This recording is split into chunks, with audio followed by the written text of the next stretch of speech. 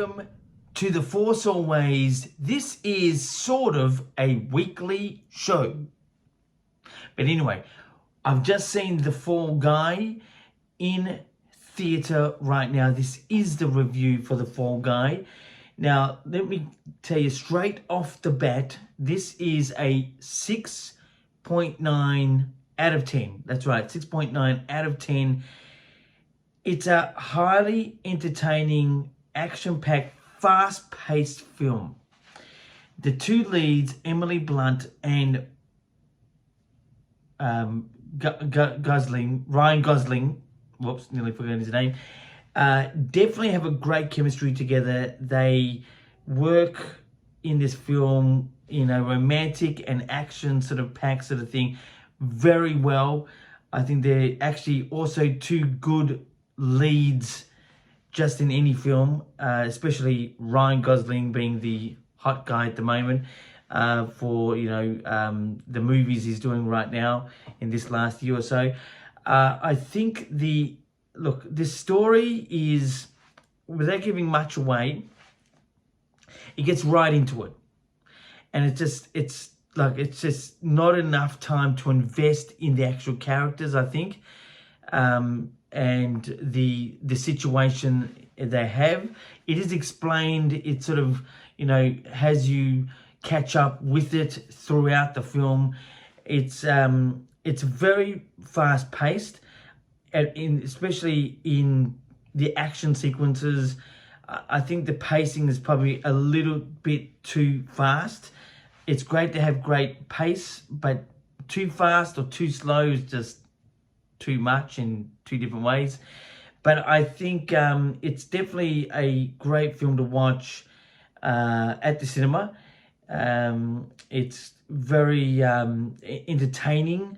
It's definitely a popcorn type of film. And the two things I liked about this the most was the whole this being in Australia. It doesn't make Australia look cringe. There's probably some little points that Australians will pick up on, having the Opera House and the Sydney Harbour Bridge a little bit too, in the background, like a postcard shot. Some of the, fun with the accents and stuff like that is played around with. But I think basically it makes Australia actually look good. The sound of the Australian accent in this film is, obviously Australian accent, and it's real, it's good. I think it's not cringeworthy. These Hollywood films can do that at times with the Australian accent, or the Australian things, whether it's cars or buildings or backgrounds. So that's good. The other thing is that this film is its own movie, meaning it's like you don't think much of the origins of where The Fall Guy came from, which was, from what I remember, an 80s sitcom, and it was very it was just its own film. So you just didn't have to invest in watching that to watch this. You can go into this film and go, wow, what's this? Check it out. I'll take it for what it is, and that's it. So yeah, so it's definitely a film that is worthy. 6.9, I know it's not massively high. I think it just lacked a little bit, in my opinion. I was thinking of going into this film something a bit more grander in storyline. I think the story was interesting, but just not the story that I think I would have liked to seen. But that being said, it's still a good film. 6.9 out of 10. That's the Fall Guy review. Getting into Star Wars stuff really is quite quiet at the moment, but we are looking forward to June on the Disney Plus channel. The Acolyte will be coming with a double episode premiere. The Acolyte, the trailer, is online right now. Check that one out. In my opinion, it looked a little bit like a prequel type of thing. It didn't really over impress me.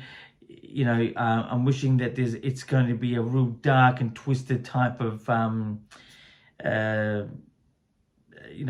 storyline that Star Wars just seriously needs and it's craving to have. So that's pretty much the news at this stage with Star Wars.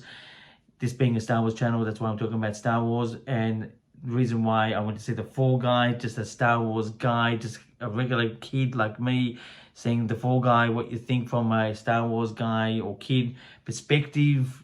But personally, I'm a movie fan. That's essentially what it's all about for me. But anyway, until next time, my friends, keep rocking.